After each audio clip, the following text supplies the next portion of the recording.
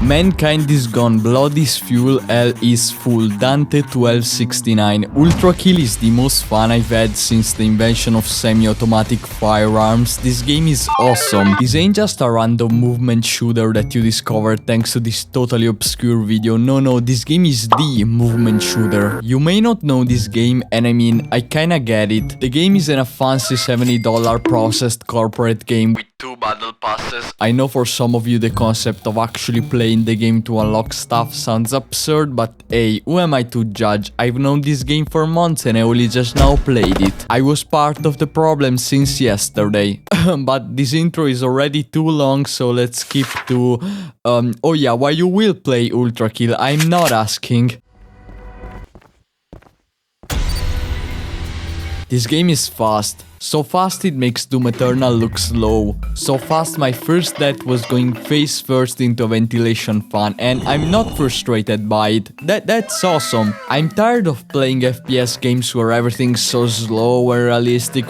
That I like zooming across the map like a chimp on coke. This game took the best movement mechanics from other games, mixed it all together, and boom, you move like a goddamn badass. It's a game with style. Sliding, wall jumping, dashing, all chained with a grappling hook. It feels like you can never lose momentum. And I know exactly what some of you are thinking. But it's just a Doom clone. Oh silly Robert. Throw a coin in the air, switch to the railgun, shoot the railgun at the coin, the laser perfectly deflects off the coin right onto the enemy's face. Can you do this in Doom, Robert?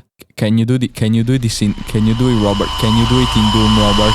You could call this game Devil May Quake, and I'm not the one telling you. Open Google, type devilmayquake.com and it brings you to the Ultra Kill Steam page. That's what I mean when I say the game got style. It makes me miss when games were less "come here boy, I'm gonna teach you how to trim your beard" and more.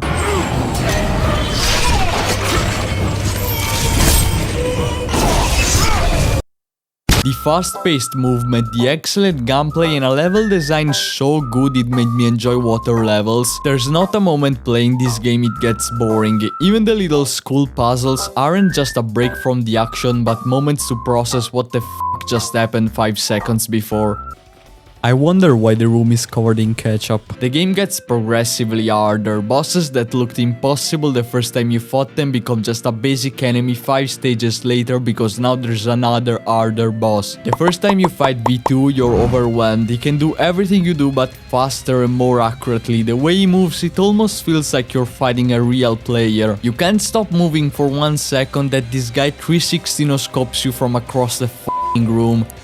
Come on, dude. You gotta give him all. Slide cancelling, razor sharp flicks, all that good stuff that gets my serotonin levels higher than any silly substance ever will. And after you beat him, you take his arm, which is basically a second shotgun. And I've talked enough about V2, come on, let's leave some space for these other guys as well. Enemies are unique, from a quick soldier that can dodge your bullets to hard-hitting enemies that require you to constantly move to avoid their attacks and everything in between. I wouldn't say there's a single enemy I dislike or that I think is unbalanced. I would actually say enemies synergize perfectly with each other. The same can be said for your weapons, which are all equally useful. The pistol is basically a sniper rifle and it's probably my favorite due to how versatile it is. The shotgun is what you would expect from a shotgun. The machine gun is great at dealing with groups, the rocket launcher is also great to deal with groups, and the railgun is a discount BFG 2000. May not sound like much, but every weapon got 2 to 3 variations, and while weapons by themselves are good, is when you chain them together that they really shine. And weapon chaining isn't just quickly switching between weapons, no. It's the art of inflicting maximum damage. It's like the FPS version of a Street Fighter combo.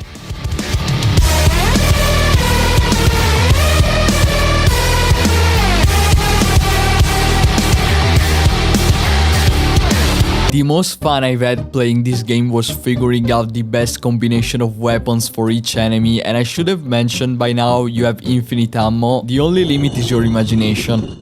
It feels like weapons and enemies are perfectly designed for the levels you play in.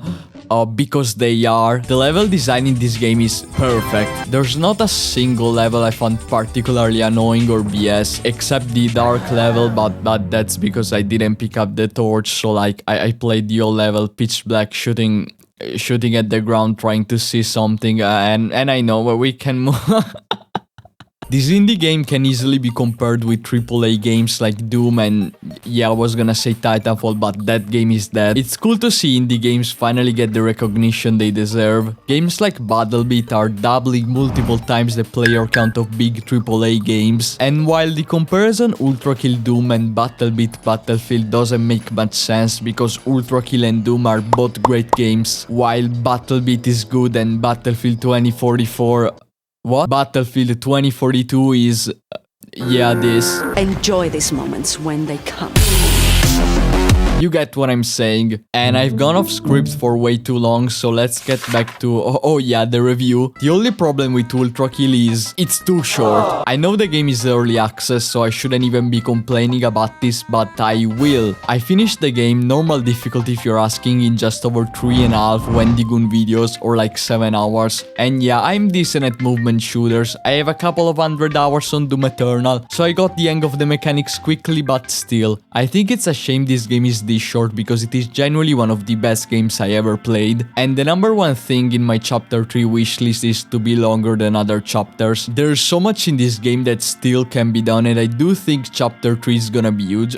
Actually, let me give you some ideas. The ability to wall jump off heavy enemies, Dead Eye from Red Dead Redemption, a chainsaw arm, come on, it's perfect for this game. More V2 like enemies, Steam Workshop support. I already made a video on why mods are the future of gaming, so you're gonna listen to me.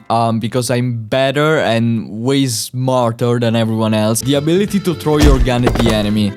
Okay, no, maybe not that. In conclusion, ULTRAKILL is a gem of a game, offering a thrilling experience that many gamers would enjoy, with the potential for more content and modding support. Yes, this part was written by an AI, I'm lazy, okay, doesn't matter, go play ULTRAKILL right now.